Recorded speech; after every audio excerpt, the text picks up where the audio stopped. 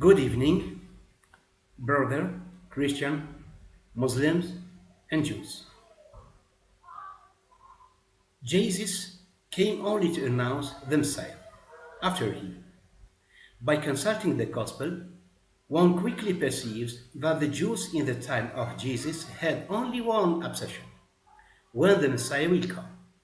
We can read Luke chapter 2, verse 25, and behold, there was a man in Jerusalem named Simeon, and this man was just and devout, waiting for the consolation of Israel. Consolation of Israel, it means expectation of the Messiah.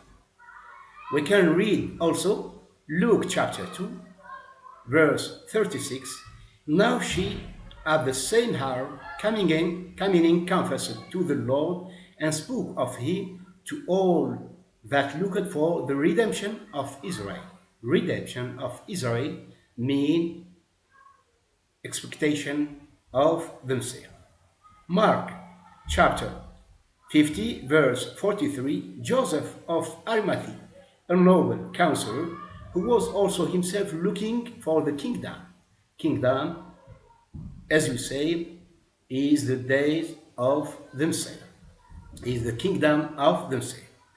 We look also in Luke chapter 3, verse 50, and as the people were of opinion, and all were thinking in their hearts of Joel, that perhaps be might the Christ.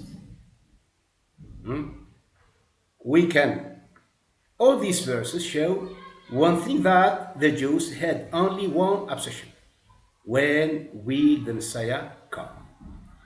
Jesus came, as we know, as we all know, and in case he would be the Messiah, he failed in the duty of informing people.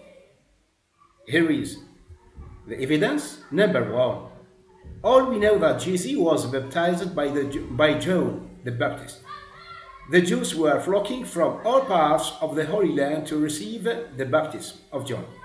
It was a great opportunity for Jesus and John to inform the people that Jesus is indeed the Messiah. But the reality that no one dares to deny that neither of the two prophets said that Jesus is the Messiah. Evidence 2. Number 2. Jesus, in order to proclaim the kingdom of God, had chosen the 12 and the 72. He sent them to proclaim the kingdom of God, and he never told them that he was the Messiah, or that they were sent to preach the good news in the name of the Messiah. Evidence 3.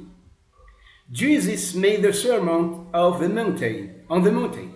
Thousands gathered around him, and if he were really the Messiah, he would have said it loudly. But there is no evidence that he said he was the Messiah. Evidence 4. Jesus performed the miracle of multiplying bread and fish. He gave food to 5,000 people. And if he was really the Messiah, it would have been a great opportunity to say so, and people would spread the news. In this case, no one would dare to shake the faith in Jesus as Messiah. But the reality is that Jesus did not say anything about his quality as Messiah. Evidence 5. Jesus had healed the lame, the lepers, and the blind, and raised up the dead. There will be no such opportunity like this to attract the attention that he was the Messiah. But never in all his life he thought that he was the Messiah. Evidence 6. He entered Jerusalem on Thursday, 14 Nisan, in the year 33. It was his last day on earth. The crowds all came to meet him, but he did not declare that he is the Messiah. He entered the same day in the temple, but to our surprise, Muslims, Christians, and Jews, he had to correct the false doctrine taught by the Jews that Messiah is descendant of David. It means that the Messiah had to descend from Ismail. Jesus said, how can the scribes say that the Messiah is a descendant of David? David said of him, my Lord said to my Lord, sit on my right hand, till I put your enemies under your feet. In Matthew, it is written, what opinion have you of the Messiah? Of whom he is descendant?